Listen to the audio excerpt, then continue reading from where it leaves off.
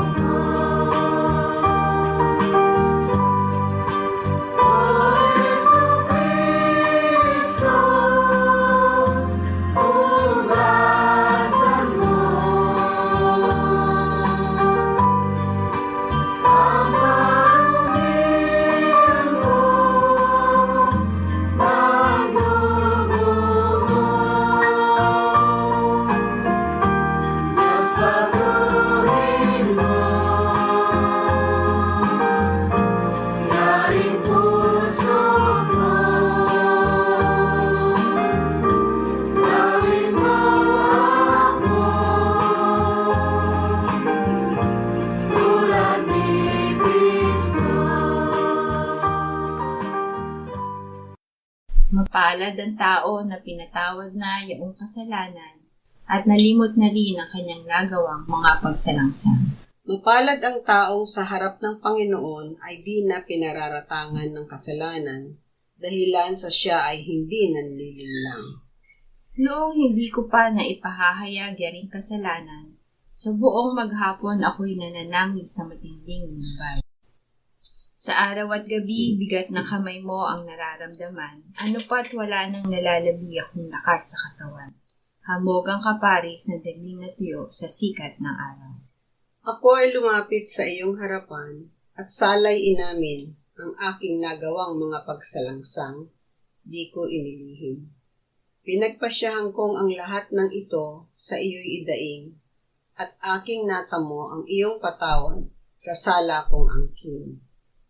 Mga minamahal, sinasabi sa unang Juan, Kabanatang 1, Talatang 9, kung ipinahahayag natin ang ating mga kasalanan, maaasahan nating ipatatawad sa atin ng Diyos ang mga ito, at lilinisin tayo sa lahat ng ating kasamaan, sapagkat siya'y tapat at matuwid.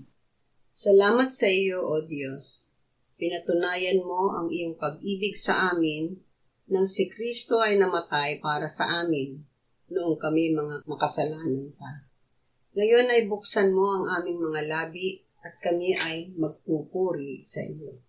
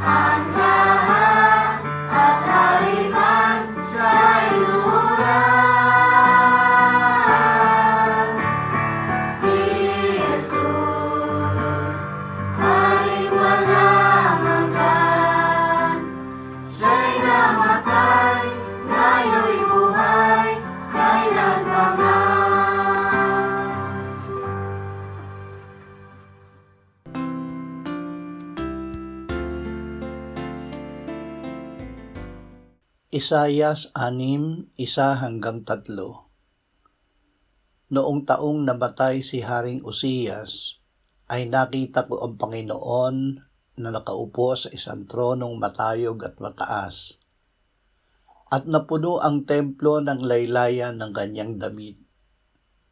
Sa itaas niya ay nakatayo ang mga serafin, bawat isa'y may 6 na pakpak, may 2 nakatakip sa kanyang mukha, may 2 na nakatakip sa kanyang mga paa, at may 2 na naglilipad sa kanya. At tinawag ng isa ang isa at sinabi, "Banal, banal, banal ang Panginoon ng mga hukbo. Ang buong lupa ay puno ng kanyang kaluwalhatian." Ang kaluwalhatian ng Diyos. Ang kabanalan ng Diyos ang kanyang kaluwalhatian. Ang kanyang kabanalan ang nagbubukod sa Diyos sa lahat. Ito ang kanyang kalikasan kung kaya't siya ay iba sa lahat ng nilalang. Ang kabanalan ng Diyos ang kanyang katangian na hindi matitigan, kaya tinatakpan ng mga serafin ang kanilang mukha sa kanyang harapan. Ang kaluwalhatian ng Diyos ang naghahayag ng ningning ng kanyang kabanalan na nakikita sa buong mundo. Ang kaluwalhatiang ito ay hindi lamang basta liwanag, kundi ang banal na presensya na nagpapatunay na siya lamang ang dapat sambahin. Awit 15, 1, 2, 24, 3 at 4. O Panginoon, sinong sa iyong tolda ay manunuluyan? Sinong sa iyong banal na burol ay maninirahan? Siyang lumalakad na matuwid at gumagawa ng katuwiran, at mula sa kanyang puso ay nagsasalita ng katotohanan. Sinong aakyat sa bundok ng Panginoon, at sinong tatayo sa kanyang dakong banal? Siyang may malinis na kamay at may pusong dalisay, na hindi nagtataas ng kanyang kaluluwa sa hindi totoo, at hindi sumusumpa na may panlilinlang. Tinubos upang makasama ng Diyos. Tayo ay tinubos ni Jesus ng kanyang dugo upang maging banal at maibalik sa pakikisama sa Diyos. Ang pagtubos ay inilalarawan bilang paglalakbay pabalik sa santuaryo, ang dako kung saan nananahan ang kabanalan ng Diyos. Ibinigay ng Ama si Jesus bilang ating kabanalan upang magkaroon tayo ng bahagi sa pag-ibig at pagliligtas ng Diyos. Sa pagpapakabanal ay makikita natin ang Diyos. Unang Pedro 1:13-16. Ihanda ninyo sa gawain ang inyong mga pag-iisip. Nasupilin ninyo ang inyong sarili at ilagak ang inyong pag-asa sa biyayang darating sa inyo kapag inihayag na si Jesucristo. Tulad ng mga masunuring anak, huwag kayong gumaya sa masasamang pagnanasa ng inyong kabangmangan noong una. Sa halip yamang banal ang sa inyo'y tumawag, maging banal lamang kayo sa lahat ng paraan ng pamumuhay, sapagkat nasusulat, kayo'y maging banal sapagkat ako'y banal. Paglilinis bilang tugon sa Diyos. Tayo'y templo ng Diyos na buhay. Gaya ng sinabi ng Diyos, "Ako'y mananahan sa kanila at lalakad sa gitna nila. Ako'y magiging kanilang Diyos at sila'y magiging aking bayan." Kaya nga lumabas kayo sa kanila at humiwalay kayo, sabi ng Panginoon, at huwag kayong humipo ng anumang bagay na marumi, at kayo'y aking tatanggapin, at ako'y magiging ama sa inyo, at kayo'y magiging aking mga anak na lalaki at babae, sabi ng Panginoong makapangyarihan sa lahat.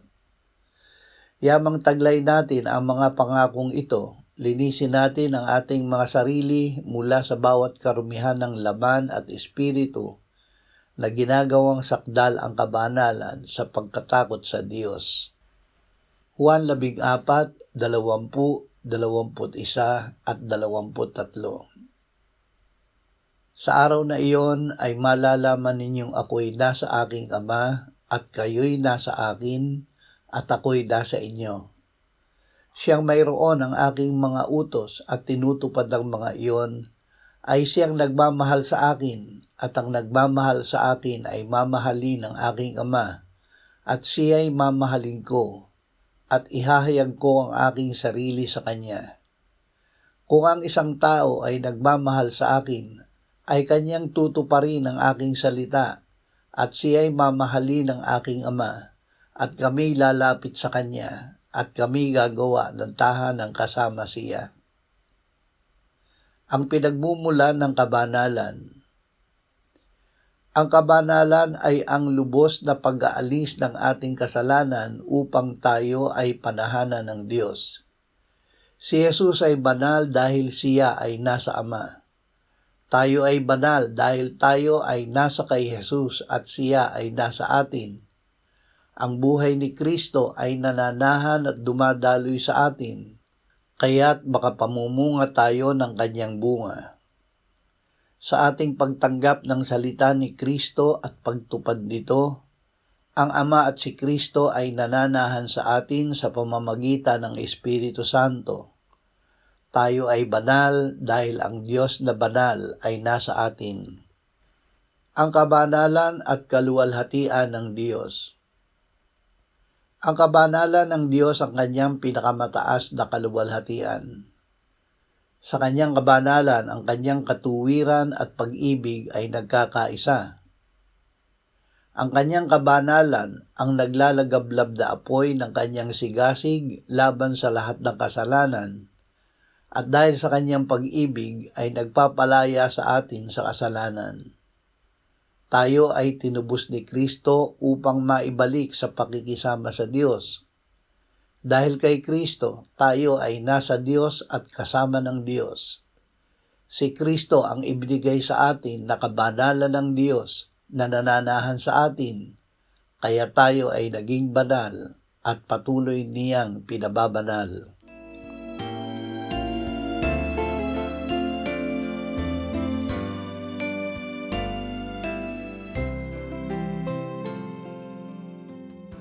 Manalangin tayo. Panginoong Jesus, sinabi mo, malibang kainin ninyo ang laman ng anak ng tao at inumin ang kanyang dugo, kayo ay walang buhay sa inyo.